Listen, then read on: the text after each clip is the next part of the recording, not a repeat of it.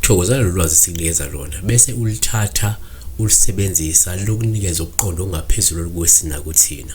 Ngiyakholelwa kakhulu ukuthi ofundile uba nolwazi oluningi kunalo mfundisayo ngoba lo osuke efundisa ubese ethatha ehlanganisa lolwazi asuke nalo asuke lithola bese ehlanganisa kuphume kuyibhomu lento okusho ukuthi wena ungagcina usungaphezulu kwaloko esikunikeza kona thina ngaso sonke isikhathi.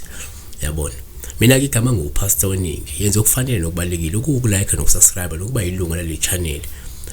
Amaphupho amade ngiyaye ngifisa ukuthi abantu bengifonele kona ngoba kuba nzima ukuthi ulibhale phansi ngoba kuzodinga ufaka ama details amaningi. So a short dream kuba lula ukuvela ukhulume ngayo kwi video yabona, because ayinama details amaningi. So when you have more details usenza ifoni ngana kwethu kodwa ayisetshenziswa kakhulu abantu abangabalandeli be channel. Inamba uLuda King Lu da King Lu uthi sawubona, ngisacela ukukhulumekela ngencwadi yothando uma usuchaza amaphupho kusho ukuthini ukuthola ke incwadi yothando umuntu ebhala ukuthi uyakuthanda. Nakube ngaspecify ngake njengamanje ukuthi incwadi yothando uyithola umuntu amaziyo noma umuntu angamazi. Yabo, kodwa kasenza kanje. Number 1, uma uphupha incwadi yothando sikuthatha njengophawu oluhle olusho ukuthi lindele inhlanhla nokubusiseka noma ukuthola indaba ezinhle futhi ezimnandi ezingashintsha impilo yakho. Number 2, uma uphupha incwadi yothando sikuphawu oluhloma ubhalelwa noma ke unikezwa umuntu ongamazi incwadi yothando lusho ulindele isikhathi esihle sempumelelo noma isikhathi sothando nesenjabulo esisuke siza kuwena kungekudala.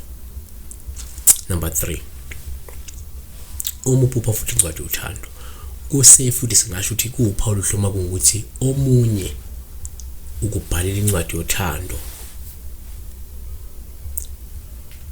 Yabo, lungasho ukuthi lo wamuntu ukukhonzile futhi uhlala usemcabangweni wakhe.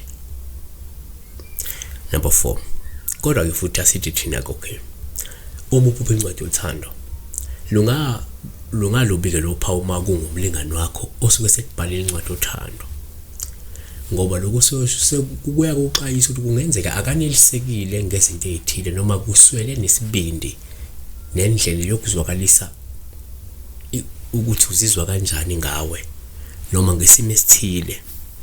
Yabo,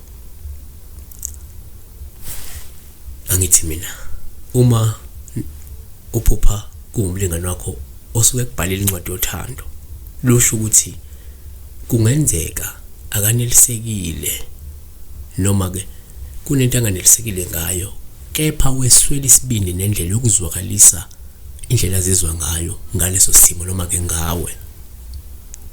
Yabona.